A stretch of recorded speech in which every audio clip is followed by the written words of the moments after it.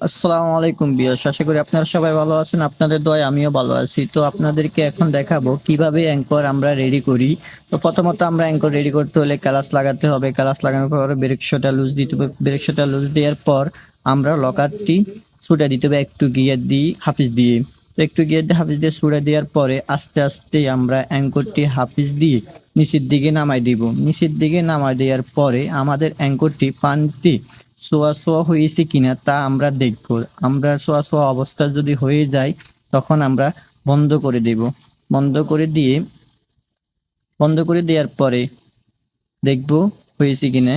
তা এখন আমরা টাইট নিয়ে দিচ্ছি, তারপরে আমরা কালাসটা ছুটে নিব। ছুটে নেওয়ার পরে যখন উপর থেকে বলবে আমাদেরকে অ্যাঙ্করটি সারার জন্য, আমরা অ্যাঙ্করটি সারিয়ে দেব।